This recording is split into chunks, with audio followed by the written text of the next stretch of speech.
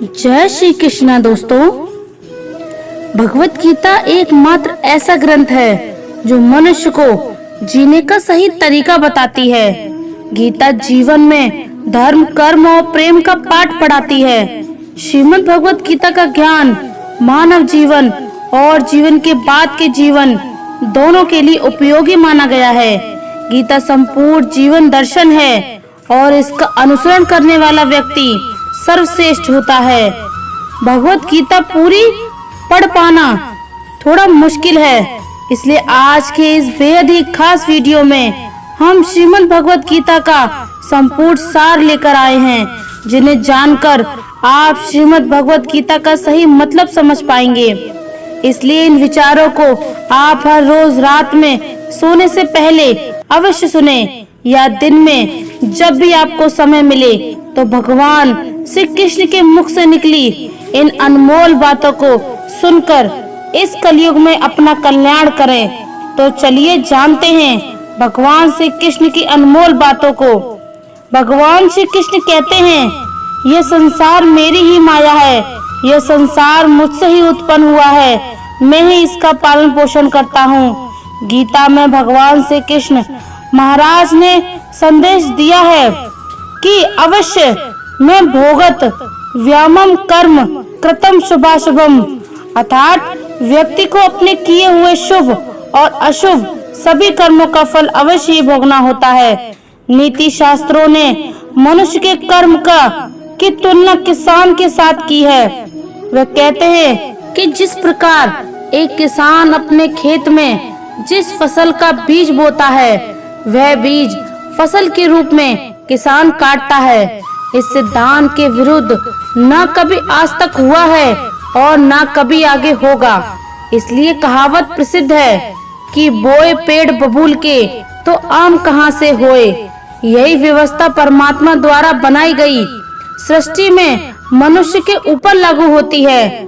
परमा ने मनुष्य को कर्म करने के लिए स्वतंत्र रखा है। इंसान जैसा चाहे कर्म कर सकता है। अच्छे या बुरे कर्म मनुष्य की विवेक शक्ति के ऊपर निर्भर करते हैं। मनुष्य अपने जीवन में जैसे जैसे कर्म करता जाता है, वैसे वैसे ही उसके जीवन का निर्माण होता जाता है।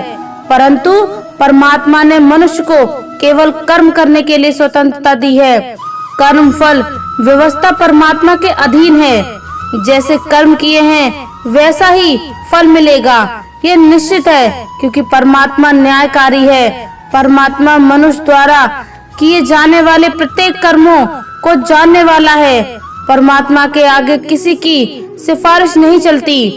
इस कलयुग में तो लोग रिश्वत देकर अपना काम निकलवाते हैं, लेकिन परमात्मा को कोई रिश्वत नहीं दे सकता। इसलिए परमात्मा को पूर्ण न्यायकारी कहा जाता है। परमात्मा ही अटल न्याय व्यवस्था से कोई भी आज तक तो नहीं बचा और ना ही आगे बचेगा। इसलिए अच्छे कर्म करने वाला व्यक्ति डरता है, बुरा कर्म करने वाला व्यक्ति हर समय भयभीत रहता है।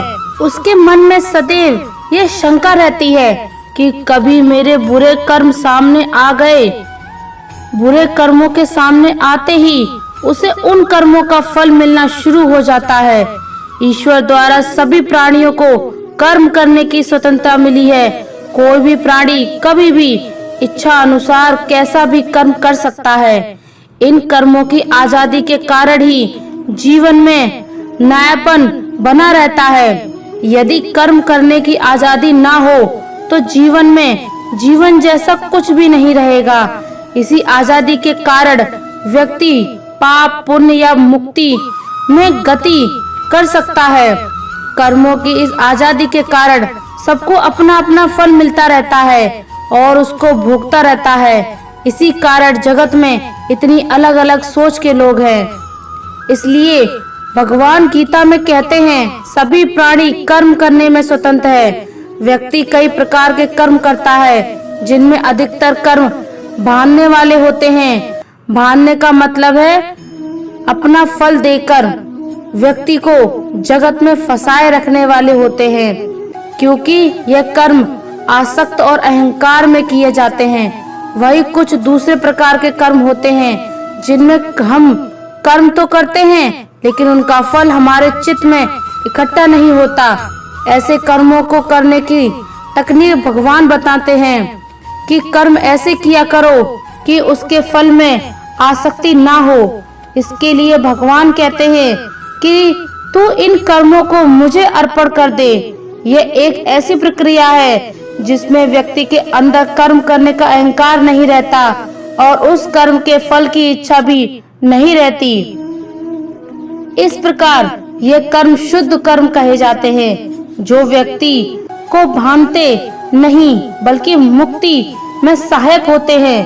भगवान यदि कह रहे हैं कि कर्मों और कर्म फलों को मुझे अर्पण कर दो, तो इसका मतलब भगवान हमारे कर्मों और फलों की आजादी पर अंकुश नहीं लगा रहे हैं, बल्कि कर्म करने की सही विधि से हमको सिखा रहे हैं, जिससे कर्म भी हो जाए और वह कर्म हमें परेशान भी ना करे। हमारे शास्त्रों में कहा गया है कि व्यक्ति जिस प्रकार का व्यवहार समाज के प्रति करता है, उसके प्रति भी वैसा ही व्यवहार करना चाहिए। जो इंसान हमारी संस्कृति, सभ्यता और धर्म का ही नाश करने का तुला रहता है, ऐसे दुष्टों का तो वध ही कर देना चाहिए। बात इतनी मधुर रखो कि कभी वापस भी लेनी पड़े तो स्वयं आपको अजीब ना लगे। खुद में स्वाभिमान होना जरूरी है, वरना लोग आपको वहाँ भी दबाने की कोशिश करेंगे जहाँ आपका अधिकार है। जब तक तुम अपने आप से नहीं हार जाओ, तब तक दुनिया की कोई ताकत तुम्हें हरा नहीं सकती। चुप रहने से मोटा कोई जवाब नहीं और माफ कर देने से ज्यादा कोई सजा नहीं। जिस मनुष्य के पास सब्र की ताकत है, उस मनुष्य की ताकत का कोई मुकाबला नहीं कर सकता। हमारी व्यर्थ की चिंता और मन का भय एक ऐसा रोग होता है जिससे हमारी आत्मीय शक्ति बिखर जाती है। मनुष्य को जीवन की चुनौतियों से भागना नहीं चाहिए और ना ही भाग्य और ईश्वर की इच्छा जैसे बनो का प्रयोग करना चाहिए। कमजोर तुम नहीं, तुम्हारा वक्त है और वक्त सबका बदलता है। तुम बस अपना कर्म करते जाओ।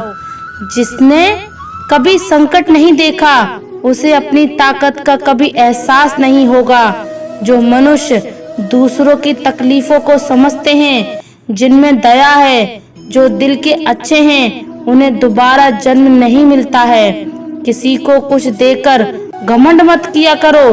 पता नहीं तू दे रहा है या पिछले जन्म का कर्ज चुका रहा है। घमंडी मनुष्य का वंश, वैभव और प्रतिष्ठा तीनों ही चले जाते हैं। विश्वास ना हो तो रावण, कौरव और कंस को देख लीजिए। किसी पर विश्वास करना हो तो उनकी बातों पर नहीं, उनकी हरकतों पर ध्यान दो। भगवान श्री कृष्ण कहते हैं, जो मनुष्य मुझे जान लेता है वह जन्म मरण के बंधनों से मुक्त हो जाता है। जो भाग्य में है वह भाग कर आएगा और जो भाग्य में नहीं है वह आकर भी भाग जाएगा। जैसे हवा के झोंके नाव को भटका देते हैं, वैसे ही मनुष्य की इच्छाएं बुद्धि को भटका देती हैं। जो मनुष्य सुख और दुख में, मान और अपमान में शांति रहता है, वह मनुष्य मुझे अति प्रिय है। यह संसार मेरी ही माया है। यह संसार मुझसे ही उत्पन्न हुआ है। मैं ही इसका पालन पोषण करता हूँ और मैं ही इस सृष्टि का विनाश भी कर सकता हूँ। मैं भूत, वर्तमान और भविष्य के सभी प्राणियों को जानता हूँ, लेकिन वास्तविकता में मुझे कोई नहीं जानता। मैं ऊष्मा देता हूँ, मैं वर्षा करता हूँ और रोकता भी मैं हूँ। मैं अमृतत्व भी हूँ और मृत्यु भी। मेरे लिए ना कोई घृणित है और ना ही प्रिय, किंतु जो व्यक्ति भक्ति के साथ मेरी पूजा करते हैं वह मेरे साथ हैं और मैं भी उनके साथ हूँ। ईश्वर की शक्ति मनुष्य के होश, भावनाएं और मन की गतिविधियों के माध्यम से सदा उसके साथ रहती हैं। समझदार व्यक्ति जब संबंध निभाना बंद कर देता है तो समझ लेना चाहिए उसके आत्मसम्मान को कहीं न कहीं ठेस अवश्य पहुंची है। प्रेम सदैव माफी मांगना पसंद करता है और अहंकार सदैव माफी सुनना पसंद करता है। कर्म ही तुम्हारी पहचान है, वरना एक नाम के यहाँ हजारों इंसान हैं। अच्छे कर्म करने के बावजूद भी लोग केवल तुम्हारी बुरी बात ही याद रखेंगे, इसलिए लोग क्या कहते हैं इस पर कभी ध्यान मत दो। जितना हो सके खामोशी रहना अच्छा है, क्योंकि सबसे ज्यादा गुनाह इंसान से उसकी जुबान ही करवाती है।